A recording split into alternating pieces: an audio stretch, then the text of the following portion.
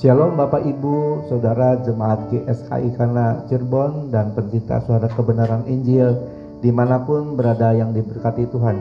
Puji Tuhan, pada pagi hari ini kita akan mengikuti pertemuan ibadah raya secara online. Mari kita siapkan hati kita untuk memuji, menyembah Tuhan dan mendengarkan kebenaran firman-Nya. Marilah kita berdoa. Bapa dalam surga, pada pagi hari ini kami mengucap syukur atas kesempatan yang Engkau berikan kepada kami untuk memulai ibadah raya secara online. Sekalipun kami berada di tempat yang berbeda, namun kami percaya Engkau hadir di tengah-tengah kami dan Engkau memimpin di dalam pertemuan ibadah pada pagi hari ini. Ampunilah kesalahan kami Bapa, yang seringkali kami mengecewakan hati-Mu, melukai hati-Mu, namun kami mau berubah. Kami mau mengikuti jejak Putra-Mu, Tuhan kami Yesus Kristus, untuk mau hidup makin berkenan kepadamu, taat dan setia kepadamu ya Bapa.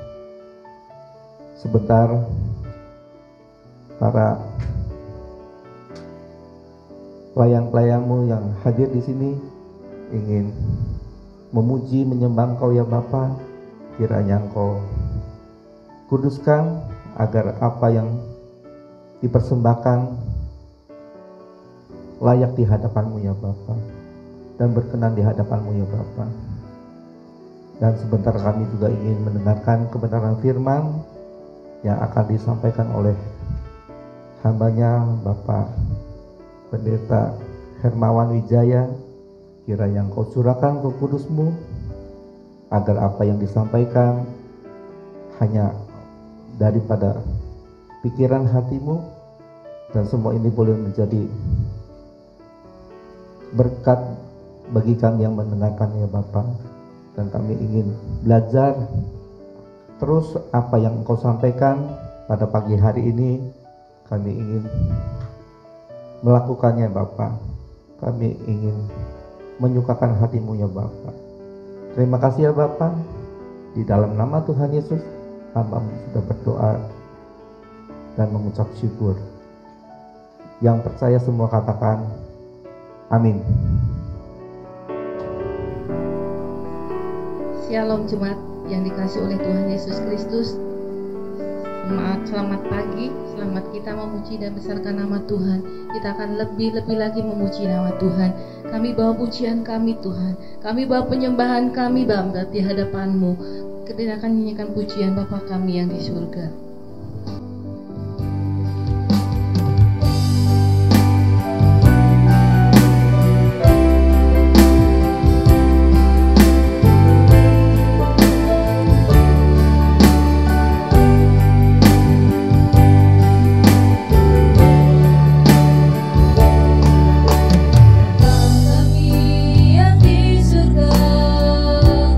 Betapa Engkau mulia.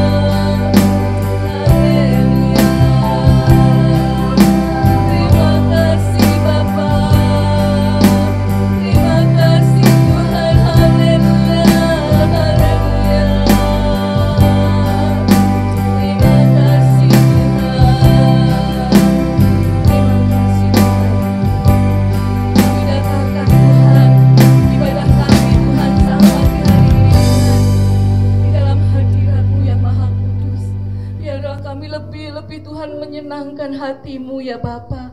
Ampuni setiap kami, ampuni jemaat yang ada saat ini ya Bapa.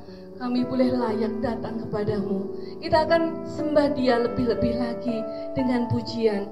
Bapa, ajarku pahami. Biarlah kita boleh mengerti apa yang Tuhan mau di dalam hidup kita. Kita mengerti apa yang menjadi maunya Tuhan. Ajar kami pahami Bapa. Kami boleh mengerti apa yang menjadi kehendak dan rencana Tuhan dalam hidup kami. Haleluya.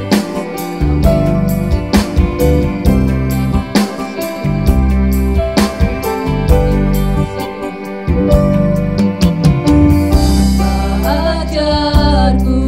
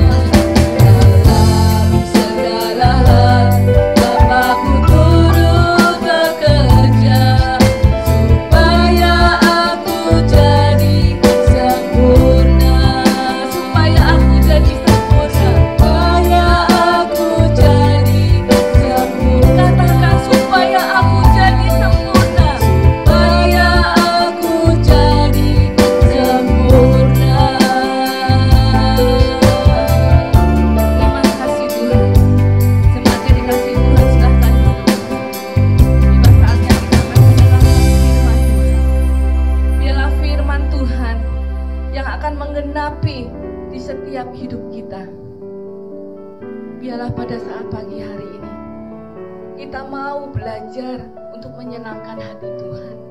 Kita mau belajar memahami apa yang Tuhan mau, apa yang Tuhan inginkan di dalam hidup kita. Kita harus berubah, saudara-saudara. Kita akan menyanyikan pujian, Tuhan Kau sempurna. Hanya Tuhan yang sempurna, yang sanggup memberikan setiap harapan, setiap langkah-langkah kita untuk dipimpin oleh Roh Kudus. Roh Kudus sendiri yang akan memimpin kita dalam menghadapi kehidupan ini.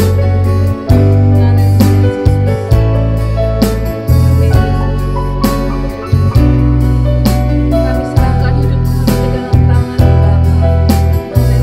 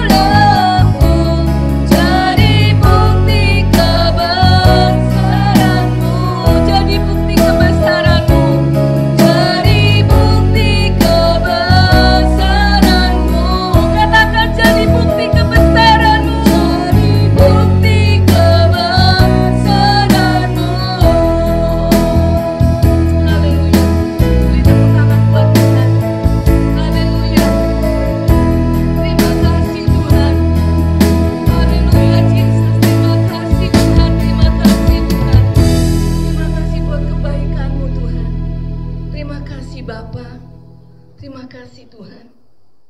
Selamat pagi, Shalom kekasih-kekasih Tuhan, jemaat GSKI Kana Cirebon dan pecinta suara kebenaran dimanapun kita berada. Senang kembali kita hari ini bisa berkumpul, senang hari ini kita bisa beribadah dimanapun kita berada. Sebelum kita mendengarkan kebenaran firman Tuhan, mari kita akan berdoa. Urapi Tuhan anak-Mu ini, mampukan untuk bisa menyampaikan apa yang menjadi isi hati Bapa. Jauhkan segala hikmat manusia, segala penafsiran manusia, tapi biarlah apa yang disampaikan sungguh hati Bapa sendiri yang memakai mulut bibir anak-Mu ini.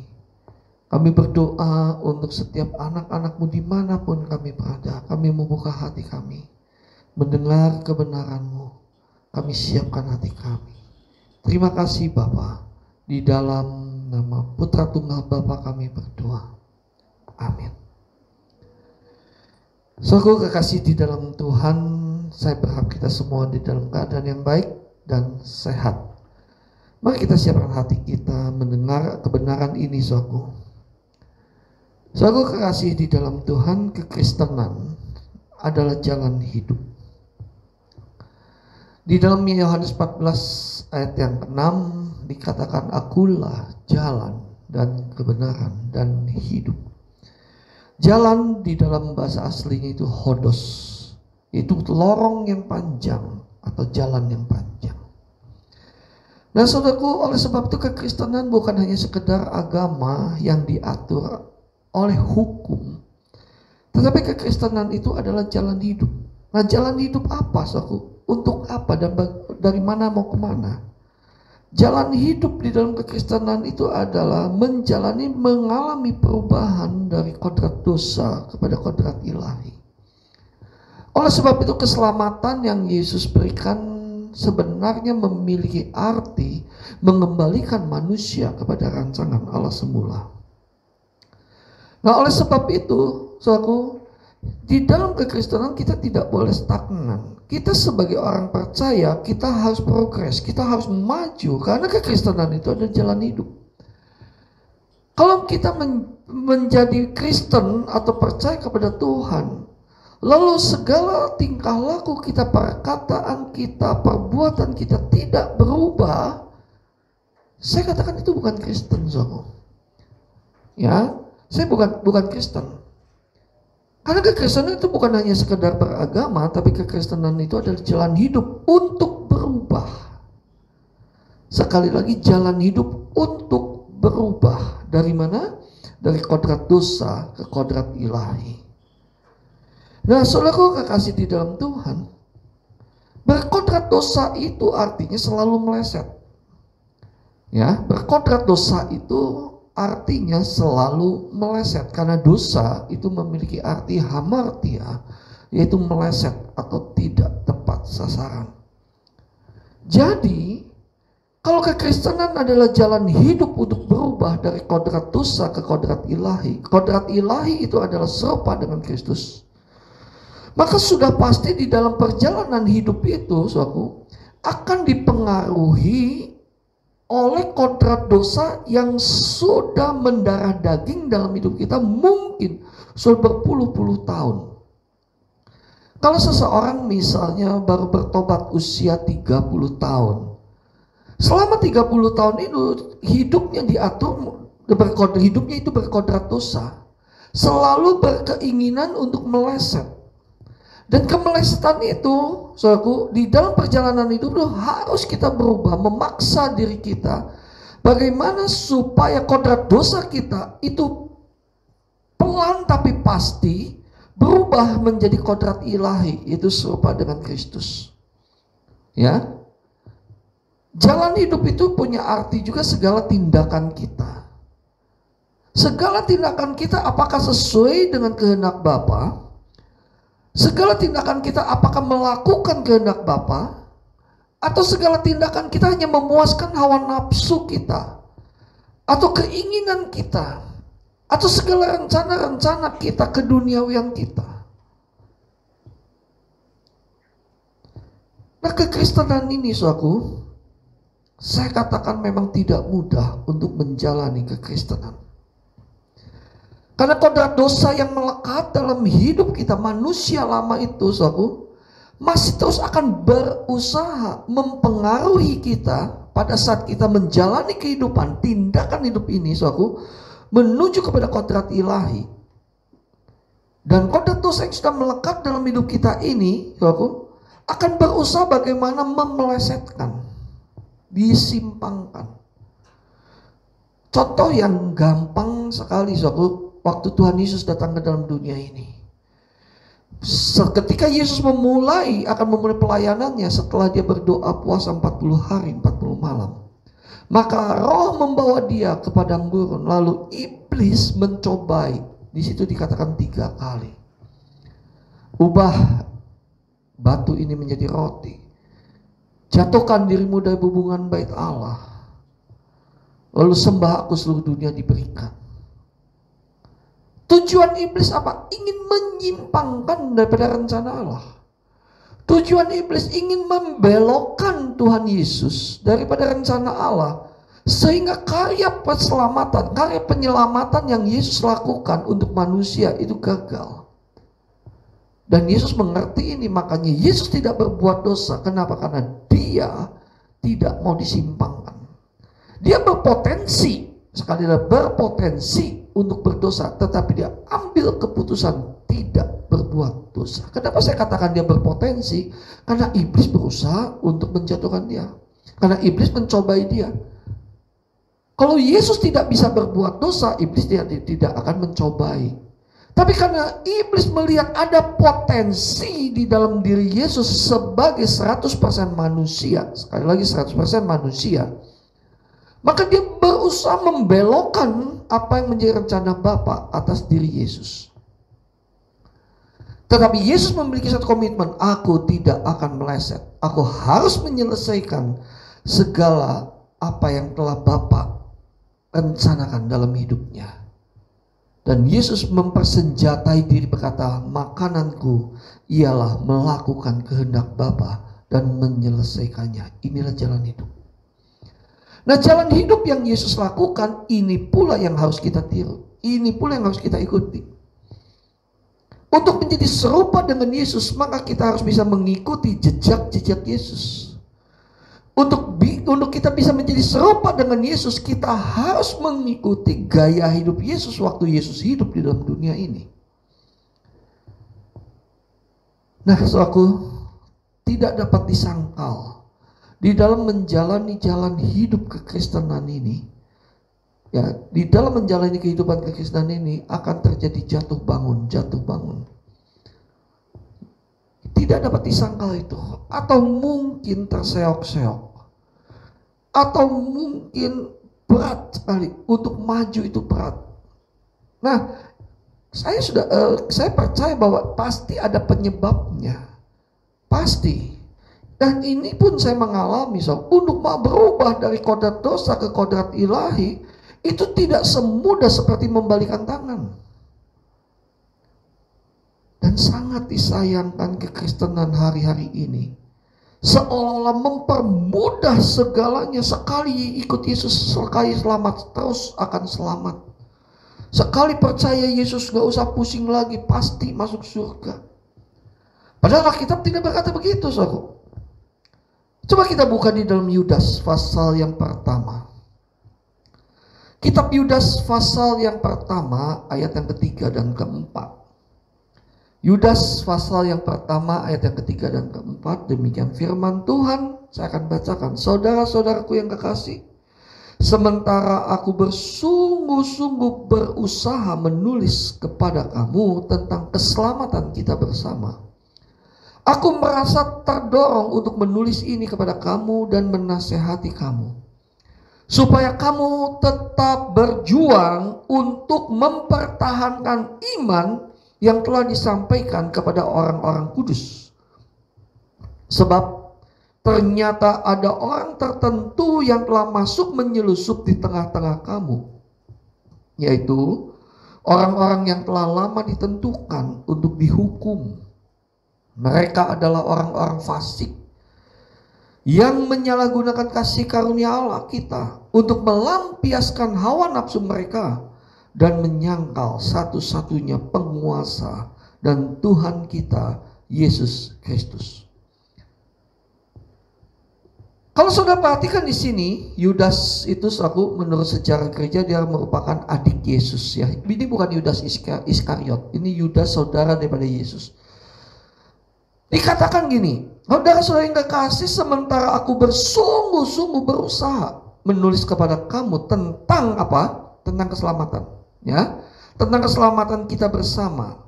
Aku merasa terdorong menulis ini kepada kamu dan menasehati kamu, dikatakan supaya kamu tetap berjuang untuk mempertahankan iman yang telah disampaikan kepada orang-orang kudus. Berarti kan ada usaha, ada perjuangan mempertahankan iman. Tidak dipermudah seolah-olah Yesus yang berperang, kita tinggal diam. Yesus yang berjuang, semuanya selesai, maka kita tinggal mengikut, tinggal masuk surga. Ya enggak seperti itu. Untuk menjadi serupa dengan Yesus tentang keselamatan kita harus tetap berjuang dan mempertahankan iman.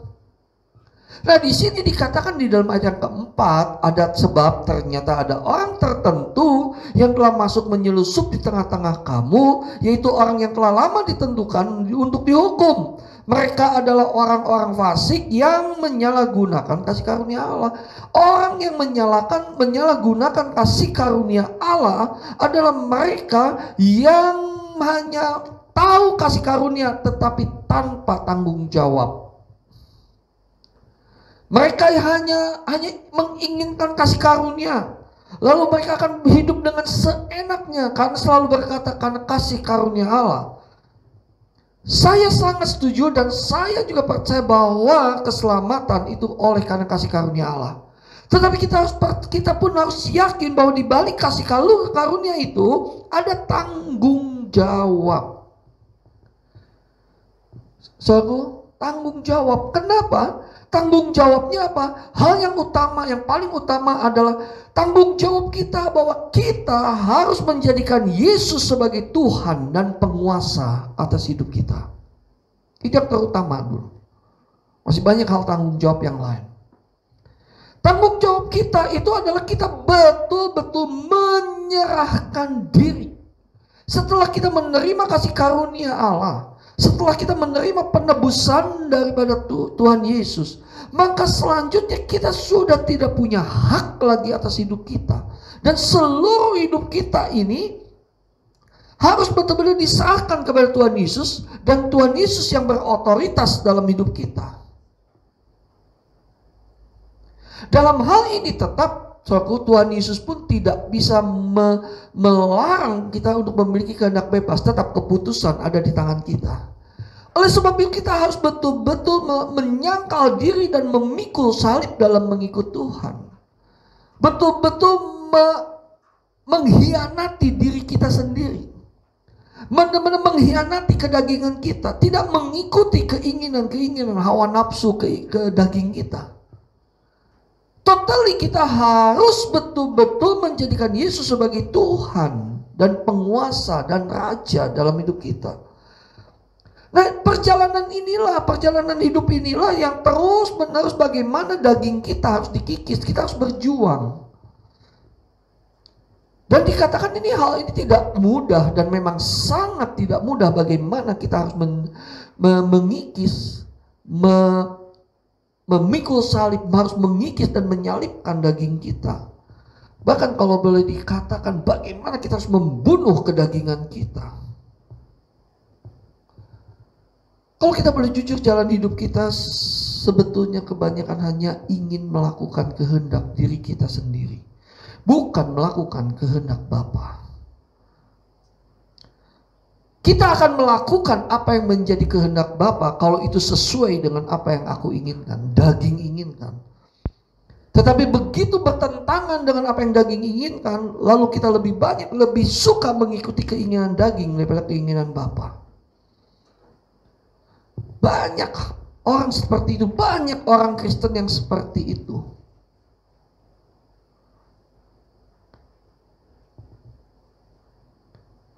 Nah, kenapa sih banyak orang sulit untuk melakukan kehendak Bapa?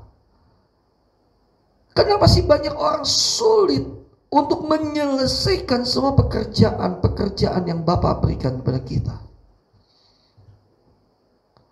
Karena inti masalah yang sesungguhnya adalah seperti Yudas 1 ayat yang keempat tadi, yang terakhir dikatakan, menyangkal satu-satunya penguasa Tuhan kita, Yesus Kristus. Secara tidak sadar kita seringkali menyangkal dalam hidup kita bahwa Yesus yang harus berkuasa, Yesus yang harus menguasai hidup kita. Diri kita harus mengosongkan diri kita. Kita harus menyangkal diri kita dan hanya Yesus yang memimpin hidup kita. Oleh sebab itu Galatia 5 ayat 25 bilang apa? Jikalau kamu hidup oleh Roh, baiklah hidup kita juga dipimpin oleh Roh. Bukan dipimpin oleh daging. Kekristenan jalan hidup. Jalan hidup di dalam Roh. Dan orang yang hidup di dalam Roh, dipimpin oleh Roh, maka otomatis hidupnya pun tidak dipimpin oleh daging. Nah, akibat manusia menyangkal, banyak orang menyangkal penguasa Tuhan kita Yesus Kristus, maka inilah akibatnya. Pertumbuhan rohaninya menjadi tersendat.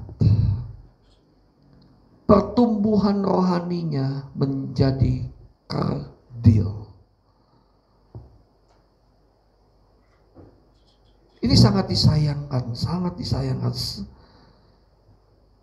kita harus ingat setiap langkah kehidupan kita, setiap waktu yang Tuhan berikan kepada kita, itu adalah kesempatan untuk kita berubah. Kesempatan untuk kita berubah.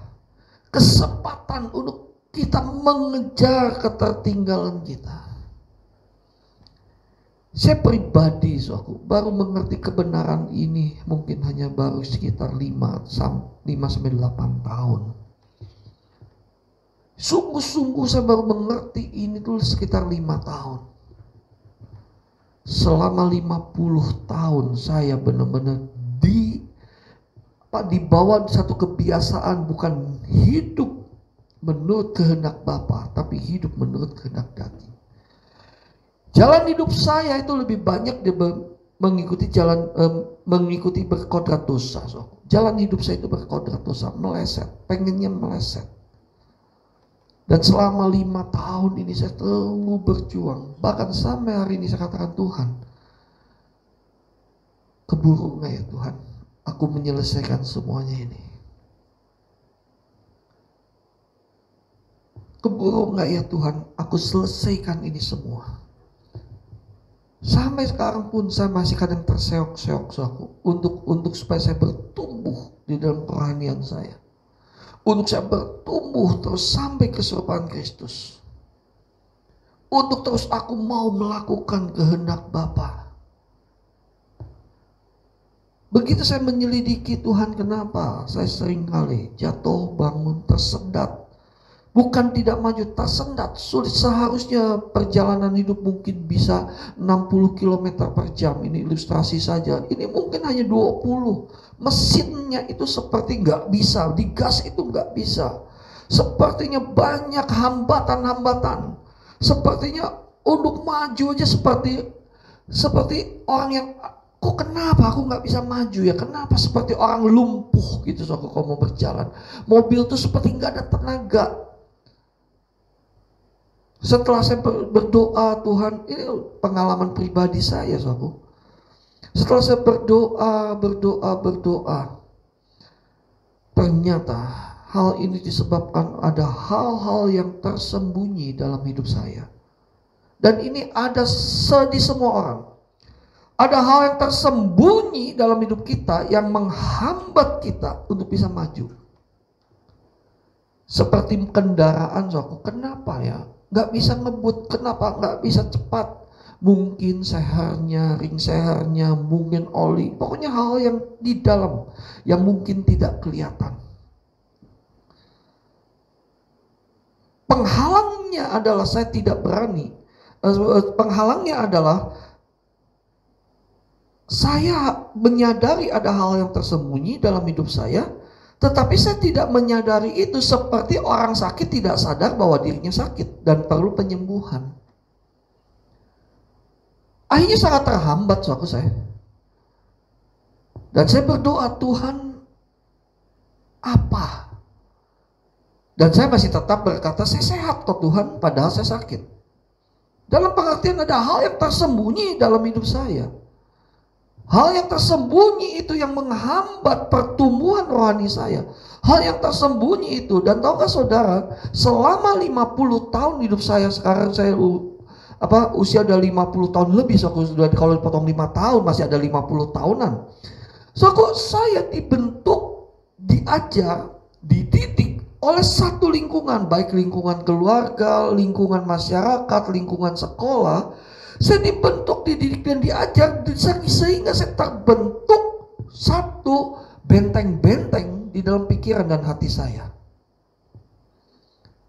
Dan ini yang saya kadang melindungi itu, dan saya hanya berkata kepada diri saya, ini tidak masalah Tuhan. Ini tidak masalah. Padahal itu penyebab sakit. Itu penyebab saya tidak bisa maju. Apakah itu suatu? Apa hal yang tersembunyi itu? Yaitu hati. Hati kita. Seperti orang sakit tidak sadar bahwa dirinya sakit dan perlu penyembuhan, maka orang itu tidak akan pernah bisa disembuhkan. Demikian juga kalau orang dia tidak sadar bahwa hatinya penuh dengan intrik, penuh dengan kelicikan, penuh dengan hatinya itu berkompromi dengan dirinya sendiri, maka suatu sulit untuk disembuhkan. Ya, sebagai contoh, misalnya berkata begini, saya sih nggak sombong, tetapi sebetulnya perkataan saya tidak sombong, sebetulnya untuk menyombongkan dirinya. Dan itu dia tidak sadar. Dan itu pun saya merasa tidak sadar berkata begitu, saudara.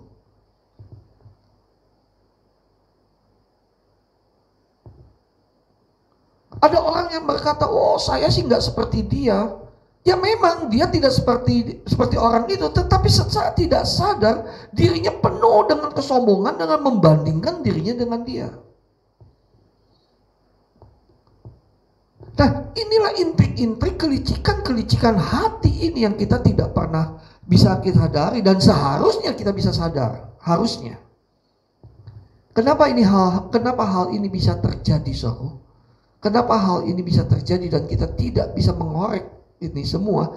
Karena kembali kalau kita lihat di dalam ayat yang keempat, menyangkal satu-satunya penguasa dan Tuhan kita, Yesus Kristus. Artinya begini, pada saat kita berkata, waktu kita bertobat lahir baru, mungkin seperti berkata begini, Tuhan masuklah dalam hatiku, diamlah di dalam hatiku. Dan kita menganggap bahwa diri kita sudah lahir baru dan wah selesai. Enggak, itu adalah proses. Makanya jangan orang bermimpi orang yang begitu terima Yesus langsung disebut dengan lahir baru. Ingat, itu adalah awal proses kehidupan, pertumbuhan kekristenan yang sesungguhnya. Dan saya harus tahu bahwa pada saat kita berkata, Tuhan masuklah dalam hatiku, jadilah Tuhan dan Raja dalam hatiku. Nah pertanyaannya, betul nggak Yesus Tuhan kita itu menjadi Tuhan dalam hidup kita? Ada peribahasa, dalamnya laut bisa diukur, tetapi dalamnya hati siapa tahu. Tidak ada yang bisa tahu dalamnya hati. Kalau kita mengundang Yesus masuk dalam hidup kita, dalam hati kita, dia yang akan membongkar, dia yang akan membereskan hati kita. Yang menjadi masalahnya, Tuhan Yesus itu tertib. Dia tidak seenak-enaknya masuk ke rumah, masuk ke dalam hati kita, lalu main bongkar saja. Masalahnya diizinkankah kita mengizinkan Yesus? Enggak. Saya kasih ilustrasi, kasih ilustrasi. Ya, seumpama Yesus diundang ke dalam rumah kita. Ya, ini umpama, ini ilustrasi saja. Yesus katakan, aku mau datang ke rumahmu. Oh ya Tuhan, silakan, silakan. Aku akan sediakan satu kamar untuk Tuanku yang paling besar, yang paling mewah. Semua sudah tersedia. Silakan Tuanku diam di kamar itu, tinggal di ruangan itu. Semua sudah tersedia, ada kulkas, ada pokoknya sarananya semua sudah lengkap. Silakan. Tuhan itu hanya dikasih satu ruangan. Tuhan itu hanya dikasih satu tempat. Tetapi banyak ruangan dalam rumah itu tidak mengizinkan Tuhan untuk boleh masuk. Mungkin berkata, Tuhan masuk ruangannya ini ya Tuhan. Nah ruangan ini Tuhan nggak boleh ya. Jangan masuk ya. Nah itu juga jangan. Pokoknya Tuhan di sini aja. Nah seperti itu sob.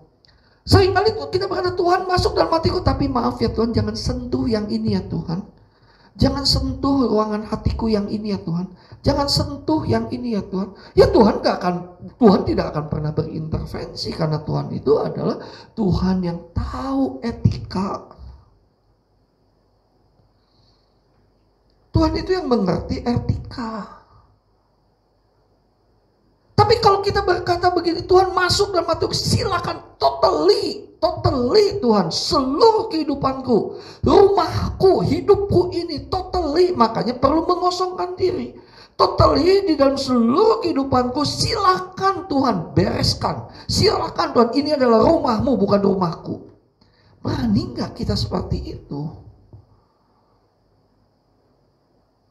Oleh sebab itu, kenapa kita sulit untuk bertumbuh? Karena Amsal 4 ayat 23 saja juga memang kita nggak lakukan. Jagalah hatimu dengan segala kewaspadaan, karena dari situlah terpancar kehidupan. Hidup yang aktif, hidup di dalam bahasa kehidupan itu kai, ya artinya aktif atau hidup. Orang yang betul-betul hatinya diberikan sepenuhnya untuk Tuhan, saudaraku. Kita tidak akan pernah berkata begini, aduh jenuh ya ikut Tuhan. Aduh gue bisa kecewa deh sama Tuhan. Kenapa seseorang kecewa sama Tuhan? Karena apa yang diingini hatinya tidak sesuai dengan apa yang dia dapat dari Tuhan. Tapi kalau kita berkata Tuhan hanya kehendak-Mu yang jadi, Tuhan maunya apa, silakan, dan kita dengan legowo terima apapun menjadi keputusan Tuhan, maka kita tidak akan pernah menjadi kecewa, saudara. Nah, saudaraku, di dalam hidup kita, di dalam hati kita, kita harus benar-benar berani seutuhnya diserahkan untuk Tuhan. Tapi yang memang benar, kalau kita berani menyerahkan semua, sakit, saudara, menyakitkan. Karena Tuhan membersihkan. Tuhan, kalau kita berkata Tuhan hatiku, silakan aku berperkara dengan Tuhan Yesus, maka kita tuh sedang dibersihkan. Serahkan, saudara, seluruh ruangan hati kita. Serahkan, jangan kita sisakan sedikit pun juga. Total hidup kita hanya untuk Tuhan. Maka Paulus katakan, hidupku hanya Kristus, mati adalah keuntungan. Dalam hati kita, saudara, dari sejak kecil sampai mungkin hari ini, sampai mungkin saat ini, saudara sudah membangun banyak ruangan. Ada ruangan gudang, ada ruangan museum, mungkin ada yang namanya private room. Apa itu ruangan gudang? Kita tahu gudang itu sampah, barang bekas. Gudang itu sebetulnya barang yang sebetulnya sudah tidak dipakai, yang seharusnya harus dibuang. Memang ada barang yang masih disimpan di situ, tapi lama-lama akan rusak karena kalau tidak dipakai. So, dari sejak kecil ya, mungkin kita pernah mengalami pelecehan, penghinaan, kata-kata yang menyakitkan. Di situ, saudaraku, kalau pada saat saudara lagi kecil atau menginjak remaja, saudara mendengar itu, lalu saudara sedang membangun gudang dalam hati saudara, sedang membangun gudang dalam pikiran saudara. Satu ruangan itu saudara lalu nyimpan, awas ya, satu kali lu lihat, itu saudara sedang menyimpan.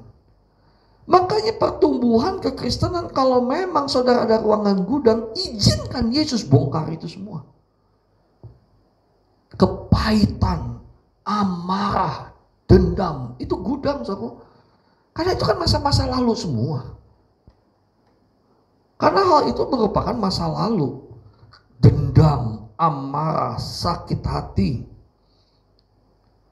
Dan kalau kalau kita mau memperkarakan hati kita di hadapan Tuhan, Tuhan sanggup bereskan itu. Tuhan sanggup. Apalagi kalau kita sudah berkata begini, sampai mati aku tidak akan pernah bisa mengampuni dia. Sampai mati aku sakit hati. Saudaraku, saudara akan hidup dikuasai oleh sakit hati itu. Saudara akan hidup dikuasai oleh kepahitan itu. Setiap orang, saudara kalau memandang setiap orang, sedikit aja salah, saudara akan marah. Sedikit aja salah, saudara akan sakit hati. Kenapa? Karena ada gudang. Ada hati kita, ada satu ruangan. Dan ini Tuhan tidak boleh ikut campur oleh kita. Tuhan hanya dikasih satu tempat mewah dalam hati kita, tapi gudang ini tidak. Padahal Tuhan mau bereskan ini. Tuhan mau tata seluruh kehidupan kita kembali menjadi kodrat ilahi. Nah ini loh. Kodrat dosa itu aku dibawa terus di dalam hati kita. Gudang itu malah ditumpuk terus. Dari sejak kecil mungkin pernah dihina oleh kakak, adik, oleh saudara, makin besar. Lalu di sekolah dihina oleh teman, makin besar, makin di sekolah, lalu di dalam pekerjaan dihina. Itu saudara tahu semua.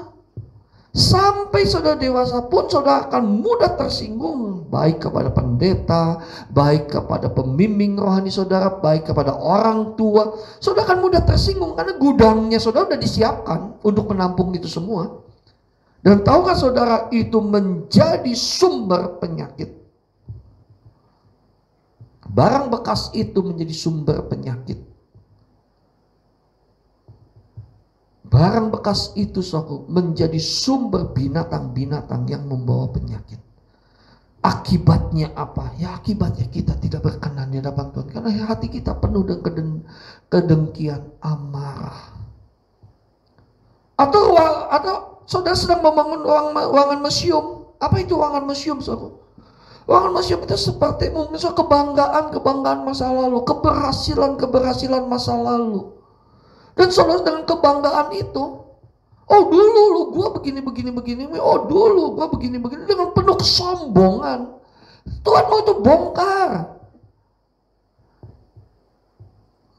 Yang lalu sudah berlalu. Paulus itu betul-betul totally menyerahkan hidupnya untuk Tuhan. Paulus itu totally hatinya, seluruh hatinya hanya untuk Tuhan. Maka Paulus bilang apa? Hidupku bukannya aku lagi, tapi Yesus yang di dalamku. Lihat, ini mengandung arti yang sangat dalam bahwa hidup kita ini adalah Yesus, bukan yang aku lagi. Yang lama sudah berlalu, sesungguhnya yang baru sudah datang. Dan kalau aku hidup hanya bagi Kristus. Kebanggaan Paulus apa, saudaraku? Banyak sekali. Paulus pernah bercerita kok. Dulu aku ini, tapi sekarang semua aku anggap sampah. Mungkin kebanggaan kita dulu, oh dulu saya pernah menjadi kaya, oh dulu saya pernah menjadi apa, dulu saya pernah begini, dulu. Lupakan itu semua. Itu sudah masa lalu, itu sudah tidak ada lagi artinya bagi kita. Semuanya harus diserahkan, Tuhan bereskan ini semua. Karena kebanggaan kita sekarang adalah bersama dengan Yesus. Titik. Bisa nggak kita sekarang berkata kebanggaanku adalah menderita bersama dengan Tuhan?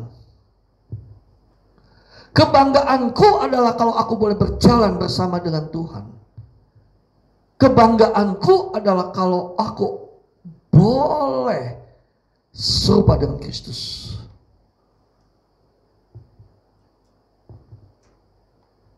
Kita belajar. Dan kalau saudara punya sampai tekad seperti itu, saudara lihat di hari lepas hari, kerohanian saudara akan terus maju, menaik. Dan saudara akan semakin hari mengerti kehendak Tuhan, semakin mengerti kehendak Bapa, dan saudara akan melakukan itu.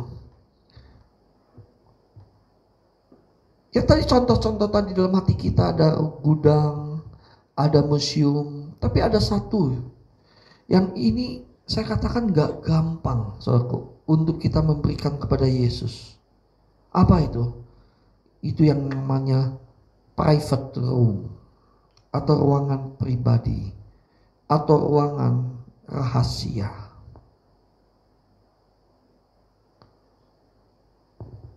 Tidak dapat dipungkiri, tidak dapat dipungkiri, setiap manusia, setiap orang itu pernah mengalami, baik itu yang tidak enak maupun yang enak. Tidak dapat dipungkirkan, setiap orang pasti memiliki sejarahnya masing-masing. Nah, seringkali hal ini memang seringkali tidak sadar, ada private room, ada sesuatu yang tersembunyi. Makanya kalau ada yang istilah begini, pelepasan, sebetulnya tidak selalu gitu harus ada pelepasan, itu hanya bantuan saja, tetapi bukan intinya nanti setiap saat harus pelepasan. Bukan, pelepasan itu ada mengidentifikasi sebetulnya. Konseling itu sebelum ada pelepasan itu ada konseling, mengidentifikasi dalam hidup kita. Selama private room kita belum beres di hadapan Tuhan dan belum diserahkan kepada Tuhan, kita akan jatuh bangun terus di situ, Selama itu kita gak bisa. Saya sampai berani berkata sekarang, ini hanya baru beberapa minggu, katakan, Tuhan, aku ada private room yang aku harus serahkan kepada Tuhan. Apa Tuhan tidak tahu private room kita? Tahu, tetapi Tuhan menuntut kita untuk terbuka. Tuhan menuntut kita untuk mengaku. Sampai kita berkata, Tuhan, private roomku nih, silakan kuasai Tuhan. Private roomku ini silakan bereskan ya Tuhan. Aku rela. Dan private room itu menyakitkan, membuat malu dan sebagainya. Nah, sekarang kalau kita hidup sekarang di dunia ini, sekali lagi kesempatan untuk memilih, mau nggak kita berubah? Mau nggak kita membuat satu keputusan, bebaskan hati kita semua? Saya ada private room saya, Private room ini hanya Tuhan dan saya yang tahu. Tetapi setelah beberapa tahun ini, saya terus berdoa Tuhan, dan Tuhan tunjukkan, dan Tuhan makin tunjukkan. Bahkan beberapa minggu ini Tuhan tunjukkan satu hal yang private room saya sampai saya malu di hadapan Tuhan. Saya malu, Tuhan, seperti ini. Padahal saya menganggap biasa.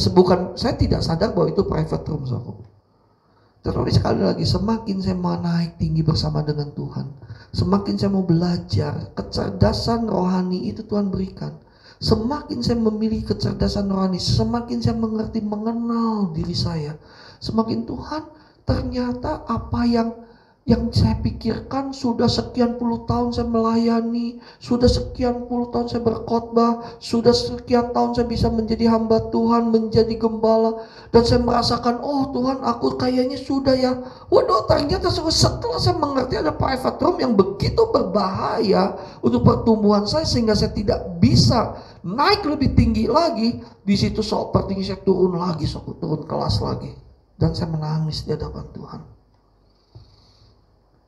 Dan saya hanya berkata begini, Tuhan, bongkar hati saya. Dan apa yang terjadi pada saat Tuhan membongkar hati saya ini,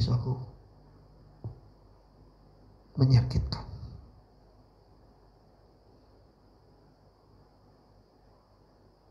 Pada saat saya kata Tuhan sakit, tapi soal Tuhan tidak ngomong, tidak bicara. Tuhan tidak menjawab. Tapi Tuhan memberikan pengertian. Ruanganmu sedang dibongkar.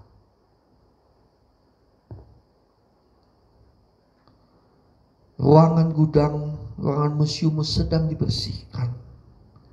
Saudara bisa mengerti, kalau ruangan dibersihkan, digosok, dipel, disikat, mungkin perlu dihamplas, perlu dicat lagi, itu menyakitkan. Mungkin sudah mulai banyak jamur, itu dibongkar. Mungkin tidak ada cahaya masuk, itu dibikin jendela, dilubangi, dibikin jendela. Mungkin kayu-kayu yang mesti diganti semua. Atau mungkin ruangan itu harus dirobohkan. Itu menyakitkan. Hari ini apa kebanggaan kita? Apa kebanggaan saya? Aku nggak ada. Saya hanya berkata, Tuhan, aku mengizinkan Tuhan kuasai hidup saya ini. Totally.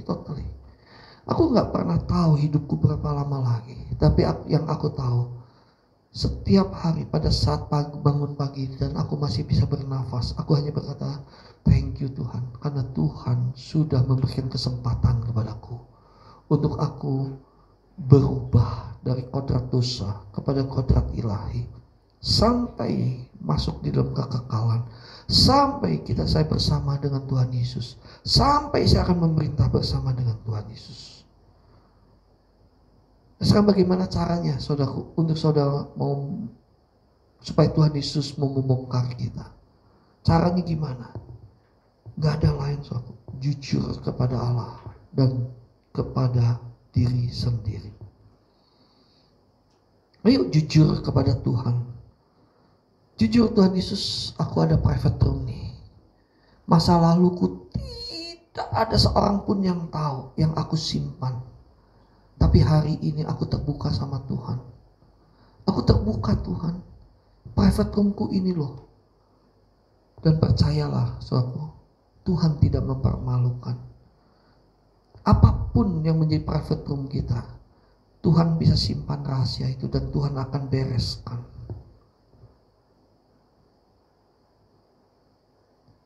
So aku kasih di dalam Tuhan, izinkan yuk terbuka yuk Tuhan. Aku benar-benar merasa malu Tuhan. Sama Tuhan gak usah malu, karena Tuhan juga sudah tahu. Yang Tuhan perlukan adalah kejujuran. Karena Tuhan mau bekerja atas dasar kita benar-benar terbuka dan jujur di hadapan Tuhan. Ciri orang yang mempertahankan ruangannya, ya, baik gudang, museum, apalagi private room, cirinya adalah hidupnya penuh kepura-puraan. Kalau boleh bahasa, memiliki kepribadian ganda atau hidupnya tidak berintegritas. Cirinya itu. Sebentar bisa ketawa, sebentar kita bisa menangis, sebentar kita bisa marah, sebentar kita bisa tertawa-tawa. Private room-nya ini harus dibongkar. Ciri orang yang mempertahankan ruangan hidupnya, ruangan hatinya, itu seperti itu. Kepribadiannya itu ganda. Hidupnya tidak berintegritas. Di depan bisa hai, shalom, di belakang bisa menikam. Di depan kita bisa memuji-muji, tapi di belakang kita bisa ngomongin. Ini yang perlu perkarakan di hadapan Tuhan. Ini perlu hati kita. Ini Tuhan tolong. Aku ingin membuktikan cintaku dan kasihku kepadamu. Aku berikan seluruh hidupku. Aku berikan seluruh hidupku, hatiku. Jangan disisakan. Jangan ada private room lagi. Jangan katakan Tuhan ini kecuali ruangan ini. Jangan sentuh ya Tuhan. Jangan sentuh. Ini memalukan Tuhan. Saudaraku, kalau kita masih mempertahankan itu, hidup kita tidak akan pernah bisa maju. Semakin hari serupa dengan Kristus. Inilah yang disebut dengan mari selesai dengan diri sendiri. Selesai. Ruangan-ruangan harus dibongkar.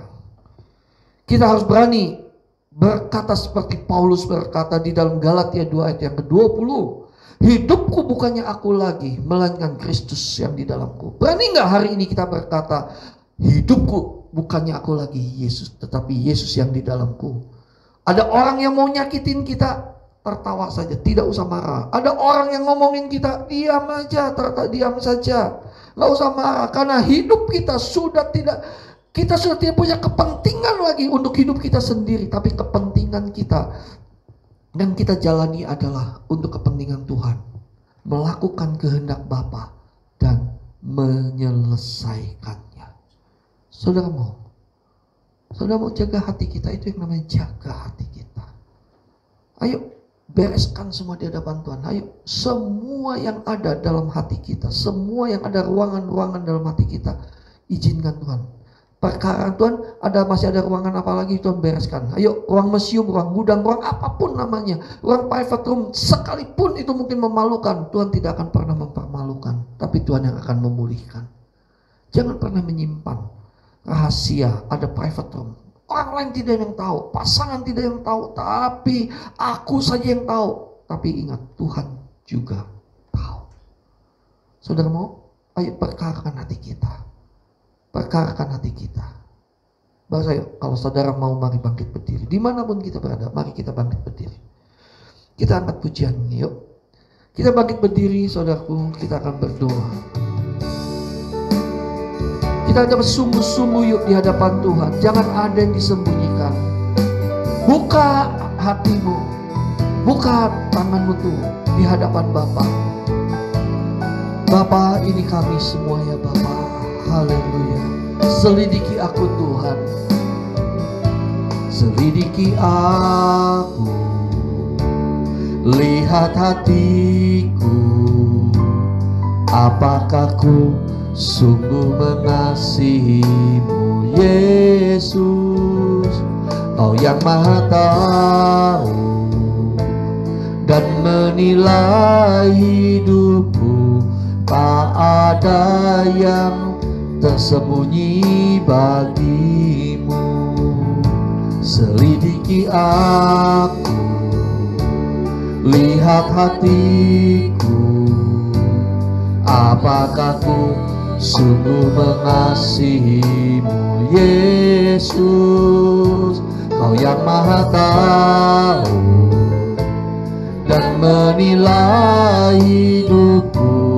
Tak ada yang tersembunyi bagimu. Telah kulihat kebaikanmu yang tak pernah habis di hidupku. Ku berjuang sampai akhirnya. Kau dapati aku tetap setia. Telah kulihat kebaikanmu yang tak pernah habis di hidupku. Ku berjuang sampai akhirnya. Kau dapati aku tetap setia. Mari sekali lagi semua dimanapun kita berada, selidiki aku. Biarlah ini menjadi doa kita. Jangan ada yang disembunyikan di hadapan Tuhan. Saat ini Tuhan butuh kejujuran kita. Katakan, Tuhan, kuasai seluruh hidupku. Ruangan-ruangan dalam hatiku ini Tuhan, izinkan Tuhan untuk membongkar dan membersihkannya. Sekali lagi, selidiki aku, selidiki aku. Bapa, Kau lihat setiap kami semua, dimanapun kami berada, kami berdiri di hadapan-Mu. Kami mengangkat tangan di hadapan-Mu ya Bapa. Tuhan Yesus, aku pribadi berkomitmen menyerahkan seluruh hidupku, hatiku. Tidak ada lagi private room dalam hidupku. Semuanya adalah milik-Mu Tuhan. Haleluya. Kebaikan-Mu semuanya aku serahkan bagi-Mu ya Bapa. Tidak ada yang tersembunyi lagi dalam hidupku. Tidak ada yang lagi tersembunyi di antara kami semua yang mendengar kebenaran ini. Kami mau mengadakan pemberesan di hadapan-Mu ya Bapa. Sampai aku berani berkata, hidupku bukannya aku lagi, tapi Yesus yang di dalamku. Haleluya. Telah kulihat kebaikan-Mu yang tak pernah habis di hidupku. Ku berjuang sampai akhirnya. aku tetap sedih. Sekali lagi telah kulihat kebaikanmu yang tak pernah habis di hidupku.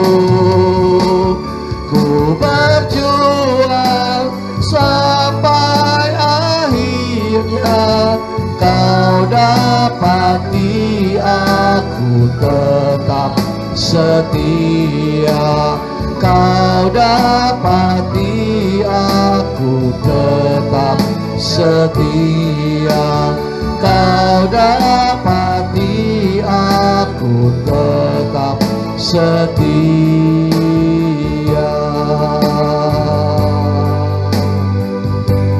Haleluya. Bapa, kami semua mau memperkarakan hati kami, hidup kami di hadapan Bapa. Biarlah benar-benar kami berkata dengan tulus dan jujur di hadapan Bapa, bahwa hidupku bukannya aku lagi, tetapi Yesus yang di dalamku. Aku mau mengikut Yesus, kami mau mengikut Yesus. Kami yang semua yang mendengar mau setia kepada Tuhan Yesus.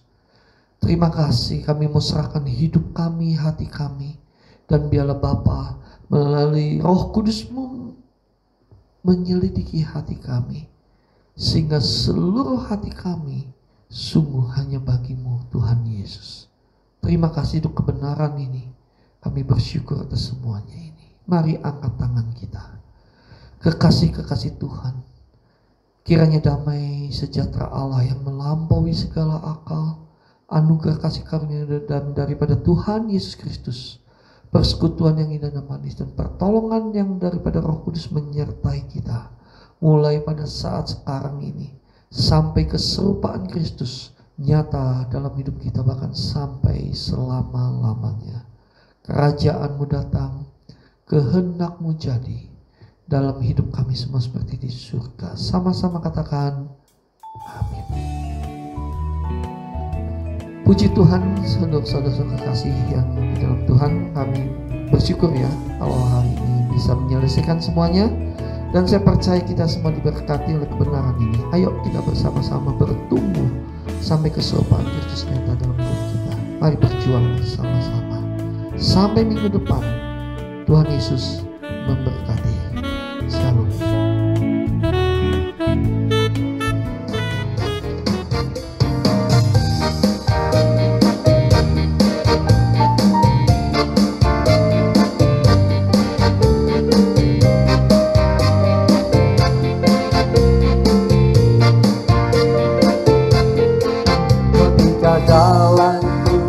Kami tak tahu apa hari esok. Ku tanya Tuhan seolah membisu. Lalu ku dengar suaranya, jangan takut, percaya saja, masa depanmu dalam tanganku. Ketika jalanku berkamu, tak tahu apa hari esok. Ku tanya Tuhan seolah membisu. Lalu ku dengar suaranya, jangan takut, percaya saja, masa depanmu dalam tanganku. Penjagaan Tuhan, perlindungan Tuhan, pembelaan Tuhan tak berkesudahan. Kasih setia Tuhan, kasih setia Tuhan, kasih setia Tuhan selamanya. Kasih-Nya sungguh sempurna, lebih luas dari samudra. Oh,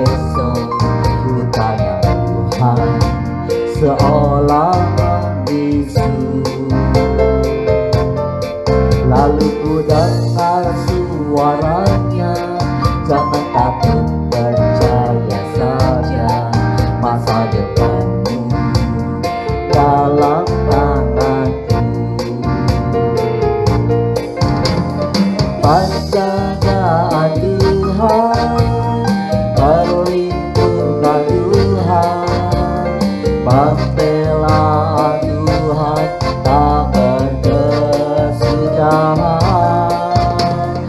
Kasih setia Tuhan, kasih setia Tuhan, kasih